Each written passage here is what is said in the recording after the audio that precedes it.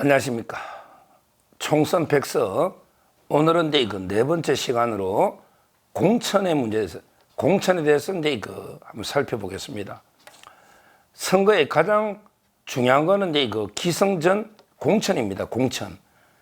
아마 이제 역대 선거를 보면 공천이 가장 공천답다는 게 공천이 반대가 사천이거든요. 사적인 이제 인연에서 사적으로 전행해버리는 이런 게 잘못된 공천이고, 투명하고 이런 데 시스템에 따라서 제대로 이제 하는 거, 이걸 공천이라 하거든요. 공천이 공천답게 잘 되면 승리했고, 공천이 이제 사천으로 이렇게 흘러버리면 실패하는, 그만큼 이제 선거에서 가장 중요한 게 공천이다. 왜? 인물이 제일 중요하니까 이렇게 생각이 듭니다. 공천의 문제 구체적으로 이제 살펴보기 전에, 공천은 이제 누가 하는 게 바람직하냐? 집권당에서. 이 문제부터 한번 지켜봐야 됩니다. 집권당에서 공천은 이제 무조건 당이 100% 알아서 하는 게 맞냐? 아니면 이게 대통령실에서 이제 하는 게 맞냐? 아니면 이게 둘 다 협의해서 어떻게 해야 되느냐? 이런 문제는 이게 집권당에서 항상 제기되는 이런 문제입니다. 옛날 같으면요, 옛날에는 이게 제왕적 대통령이니까 뭐 대통령이 다 그냥 점 찍어서 찍어 내려보내면 다 공천이 되는 거죠. 옛날에 뭐 다 그랬죠. 뭐 김대중, 김영삼, 이명박 대통령까지도 거의 뭐 그랬을 겁니다. 근데 지금 시스템 자꾸 이제 이런 걸 따지다 보면 대통령실은 이제 공천에 개입할 법적 근거는 없거든요. 공무원은 정치적 중립 때문에 법적으로는 이게 개입할 근거가 없고, 개입하면 이게 오히려 정치 법에 반해버리는 이런 문제 때문에 당에서 하는 게 상식, 일단 법으로는 그게 맞아요. 근데 저는요, 제 개인적으로는 이제 대통령실 의견을 전적으로 무시하는 게 맞는가? 이런 저는 의문은 가지고 있습니다. 왜냐? 선거는 이제 대통령에 대한 중간평가 맞잖아요. 선거 지면 대통령이 제일 비판받고 윤석열 정권이 비판받는데, 아니, 선수를 내가 선발도 안 했는데 내가 비난만 다 받으면 이게 공정합니까? 대통령실은 공천이나 아무 개입도 안 했는데 선거 지면 비판은, 야, 윤석열 너 중간평가 너 잘못했으니까 이렇게 된 거 아니야? 이렇게 비난만 받으면, 권한은 아무것도 행사 안 했는데 비난만 받으면 이게 상식적으로 맞습니까? 저는 안 맞다 봐요. 대통령이 노골적으로 공천에 뭐 개입하는 거는 불법인지 모르겠는데, 그렇지만 이제 대통령실하고 당이 긴밀하게 협조하는, 그래서 이제 대통령의 의중이 상당히 반영될 수 있는 이런 시스템은 저는 필요하다 봅니다. 그게 현실이라 봅니다. 법에 어떻고 저쩌고 이런 문제가 아니고요. 그게 현실. 왜 책임을 대통령이 다지는데 선거 지면, 근데 권한은 아무것도 못하면 말이 되냐? 물론 이제 방법은 뭐 이런 거죠. 뭐 대통령실의 의중을 잘하는 예를 들어 이철규다. 이쪽에 당의 사정이 장동혁이다. 그러면 이제 대충 공심해서 서로 안들이 놀까? 이게 현실 아니겠습니까? 이게 법에 맞다는 게 아니고, 현실적으로는 이게 대통령실과 당이 서로 협의해서 합의해서 가장 우수한 이제 후보들을 선정하는 거, 이게 맞지 않겠습니까? 그 점에서 이게 삐딱거리면 안 되거든요. 서로가 이제 조금 양보할 건 양보하면서 타협할 건 타협하면서 가장 최선의 공천할 수 있도록 하는 거. 앞으로 이런 부분은 어떻게 할지 두고두고 고민을 해봐야 됩니다. 법하고 현실이 좀 다를 수 있는 이런 부분이다. 이거는 뭐 두고두고 한번 고민해봐야 될. 무조건 대통령실은 손대야지, 당이 다 하는 거다, 이렇게 백서 이래가 이게 현실하고는 안 맞지 않습니까? 백서를 만들 때. 그 점은 이제 다양한 또 의견 수렴을 해봐야 되겠다. 첫째 말씀드리고요. 자, 그 다음에 이제 본격적으로 저는 이번에 공천에 있어서 어느 공천이든 이게 물론 100% 완벽하게 잘했다 이건 없어요. 우리 4년 전에도 공천 말아묻다 김영호 공관위원장 이렇게 했거든요. 따라서 이제 답은 없지만, 제가 이제 한 4가지 문제는 꼭 한번 지적해보고 앞으로 좀 제가 다음 선거에 성찰을 해봐야 되겠다. 4가지 문제를 한번 공천에 있어서 좀 비판적으로 한번 제기를 해봅니다. 첫째는요, 경선 첫째는 이제 경선에서 이긴 후보를 과연 이게 어떤 기준에 어떨 때 바꿔야 되는가, 이런 이게 고민을 많이 해봅니다. 이건 앞으로도 고민해봐야 돼요. 경선이라는 건 선거입니다. 예를 들어 이번에 어떤 국회의원이 선거 당선됐는데 갑자기 너 옛날 막말했으니까 당선 취소해, 이렇게는 못하잖아요. 예를 들어 이번에 대통령 선거에 윤석열 대통령이 이재명한테 0.73 이겼는데 윤석열 과거에 뭐 막말한 게, 야한 말한 게 드러났네, 대통령 취소해, 이렇게 못하잖아요. 우리가 선거에 이긴 사람을 뒤집을 때는 선거 소송을 하는 거예요. 대법원까지 선거 소송해서 당선 무효다, 이렇게 소송까지 하잖아요. 저는 이 선거하고요, 그다음에 경선하고도 원리는 똑같다 봅니다. 경선이 선거 아닙니까? 아니 이런 후보들이 모여가 선거를 하는 거예요. 경선을 하는 거예요. 룰이 어떻든. 그러면 이게 경선에 이게 선거인데 누가 이겼단 말이에요. 예를 들어 대구 뭐 도태우 변호사가 선거에 경선에 이겼단 말이에요. 그런데 과거에 뭐 북한군 개입 주장하는 설도 있으니까 검증이 필요해? 이 말이 나타났다 해서 그냥 그 자리에서 잘라버리는 게 맞나? 그러면 이게 선거 이긴 후보는 그 자리에서 이렇게 바꿔버리면 굳이 경선할 필요는 뭐 있어요? 그냥 마음대로 하지. 최소한 이게 경선에서 이긴 거는 당원들이 택했다는 거 아닙니까? 국민들이 택했다는 거 아니에요? 그렇다면 진짜 일반 공천 준 사람하고는 다르게 신중하게 판단해야 된다. 물론 이게 경선이 절대적인 건 아니기 때문에 이걸 재판까지 해가지고 언제 며칠 안 남았는데 재판까지 해가 바꿀 수는 없지만, 그래도 좀 일반 공천자보다는 더 신중하게, 신중을 위해서 진짜 결격 하자가 있을 때는 뭐 바꿀 수도 있겠지만, 그것도 이게 절차를 엄격하게 해서 바꿀 수도 있겠지만 너무 쉽게 바꾸서는 안 된다. 그렇다면 저는 도태우 변호사, 그 다음에 부산의 장해찬, 제가 비판도 했지만 단일화라고, 즉 결론은 9%대 얻어 이게 됐지 않습니까? 장해찬. 그 다음에 정우택 의원도 저는 마찬가지로 봐요. 의혹만 제기하면 바꿔 경선 이기잖아, 경선. 이런 경선 이긴 후보들이 과거에 좌파들이 뭐 좀 공격하는 말들이 놓다 해서 이게 무조건 그냥 바꿔버리는, 이게 과연 앞으로는 이거 고민해봐야 됩니다. 경선은 당원들이 뽑은 거예요. 당원들이 주인입니다. 공관위원들이 주인이 아니다 말이에요. 당원이 주인이지 국민이 주인 아닙니까? 그 점에서 경선에 이긴 후보를 어떤 기준일 때 진짜, 근데 진짜 뭐 경선에 이겼는데 옛날에 살인사건 범인을 놓다 이러면 또 안 되겠지만, 이게 어떤 기준 어떻게 해야 될지, 아니면 이게 경선에 이긴 후보를 바꿀 때는 좀 더 이게 어려운 절차로, 예를 들어 공간이 뭐 다른 거는 과반이면 3분이라든지 4분의 3이라든지 뭔가 이게 제도 개선을 좀 해서 공관위원들이 거의 만장일치로 압도적으로 이게 바꾸게 된다면 모르겠지만, 이게 뭔가 고민을 해봐야 되겠다. 어떤 기준이 될지. 이게 시스템 아니겠습니까? 이 문제를 첫째 제기를 합니다. 그 다음에 공천에 아쉬운 게 두 번째, 비례 문제죠. 저는 두고두고 이번에 비례 공천이 너무 아쉬워요. 왜 그러냐면 이게 그 비례, 우리가 이제 그 국민의 미래라고 위성정당, 비례 위성정당 만들었잖아요. 제 개인적인 생각은 이게 비례는 없애도 되겠다는 생각이 들어요. 제도를 없애도 되겠다는 생각이 드는데, 지금 이제 비례 제도가 있잖아요. 그럼 저는 이렇게 생각해요. 비례는 최소한 후보자 한 사람이 10만 표는 가져올 수 있는 사람을 뽑아라. 이게 제 제안입니다. 비례는 국회의원 한 석을 그냥 주는 거예요. 그럼 당에 최소한 이게 10만 표 이상의 도움이 되는 이런 이게 상징성 있는 후보를 신중하게 골라야 됩니다. 이번에 보십시오. 우리 도태우 변호사 자를 때 호남이 그렇게 중요하다 해가 그 한 위원장 호남 간다고 도태우 위원장 뭐 5.18 어쩌고 해가 잘랐는데, 근데 비례 공천 하고 나서 호남이 어떻게 됐습니까?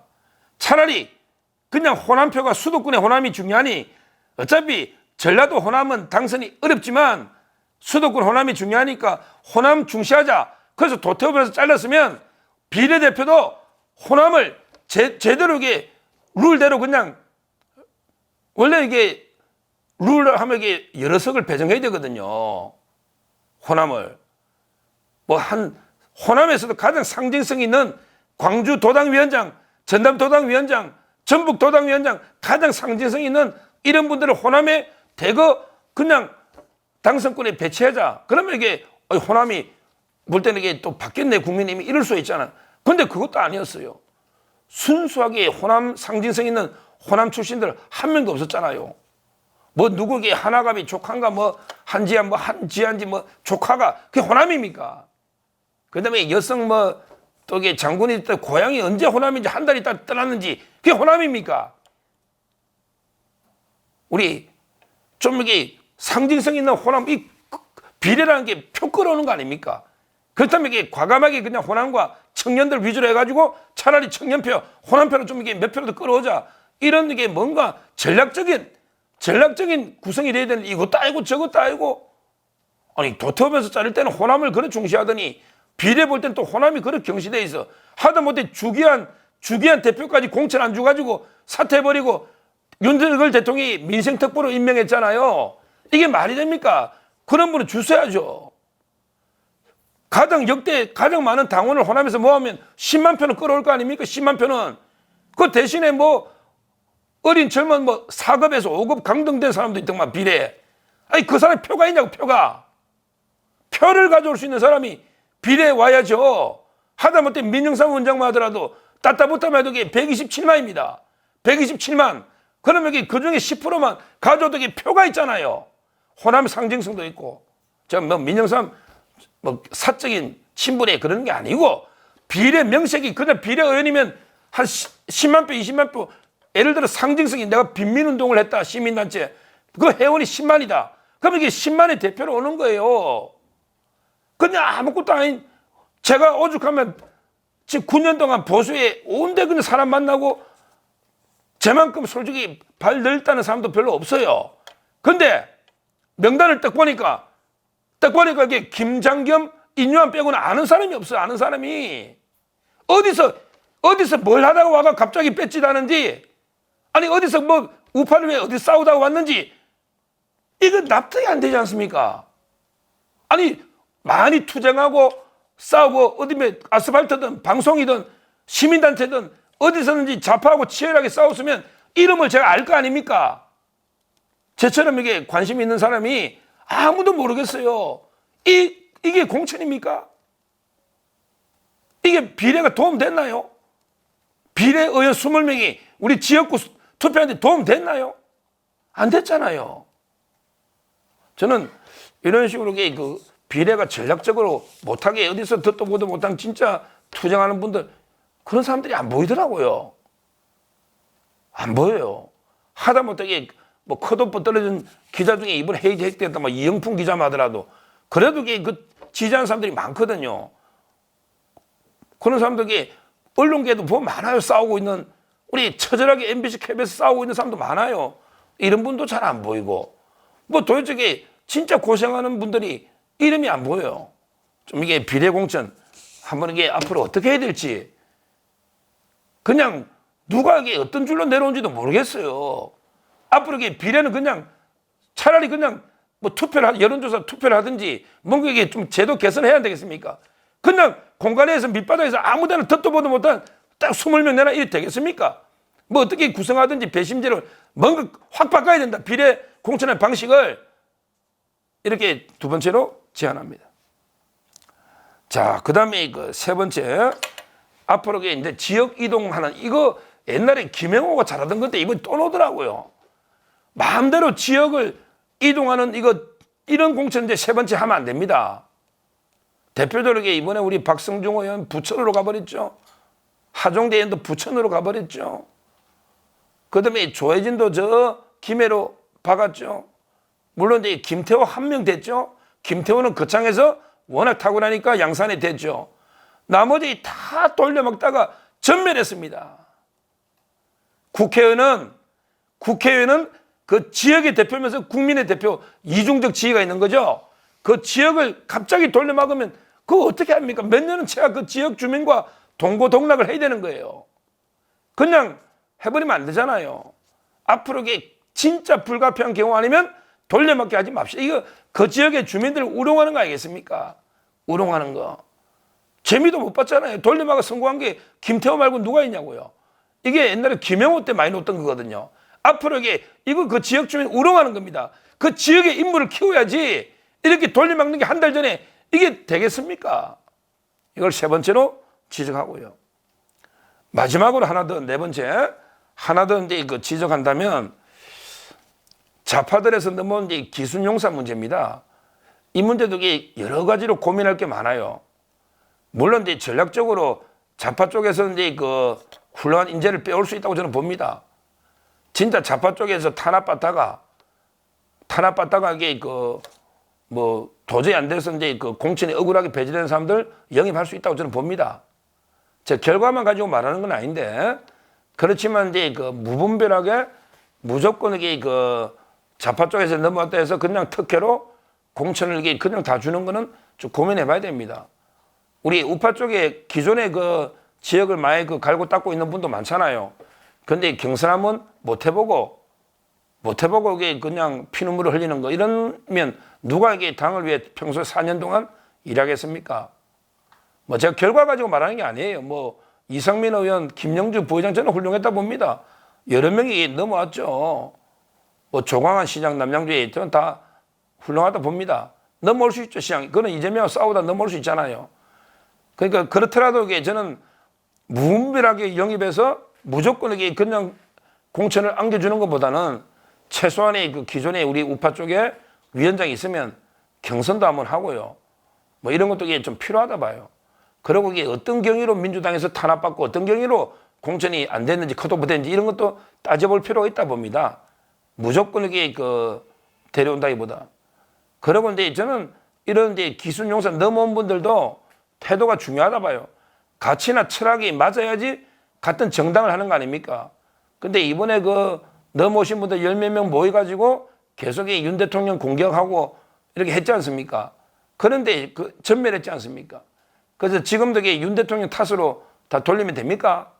윤 대통령 바뀌면 이게 다 다음에 국회의원 되는 겁니까? 그건 아니지 않습니까? 어떻게 내가 가치나 신념 이런 게 그 변화돼서 국민의힘으로 넘어왔는지 이런 게 분명한, 어떻게 보면 전향이라면 전향이잖아요. 분명한 게 그 메시지로 그 지역 주민을 설득하고 우리 당원들을 설득해서 납득할 수 있을 때 그때 공천이 되는 거 아니겠습니까? 이번에 여러분이 갑자기 민주당에서 넘어온 분이 상당히 많은데 거의 전멸해 버렸어요. 이거는 하나로 완전히 그 화학적 결합을 못했다, 이런 그 증거 아니겠습니까? 앞으로 어떻게 그 넘어온 분들이 보수층의 표를 완전히 깨안으면서 자기가 이제 들고 있던 고유한 개인표까지 가져와서 승리할 수 있을지, 이런 문제를 진짜 한번 깊이 고민해 봐야 됩니다. 제가 그 사람들을 결과론 가지고 무조건 비판하는 건 아닙니다.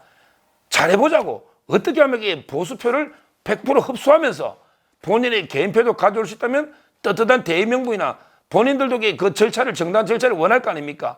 경선이라든지 뭐 여러 가지로 어떤 절차가 될지, 이 문제를 분명히 한번 저희가 성찰하면서 어떤 게 제도적으로 개선할 수 있을지 이것도 고민해 봐야 되겠다, 이렇게 봅니다. 오늘 다룬 부분이 그 공천 부분이 가장 민감한 중요한 이런 데 그 부분인데요. 어느 경우나 100% 완벽한 공천은 저는 없다 봅니다.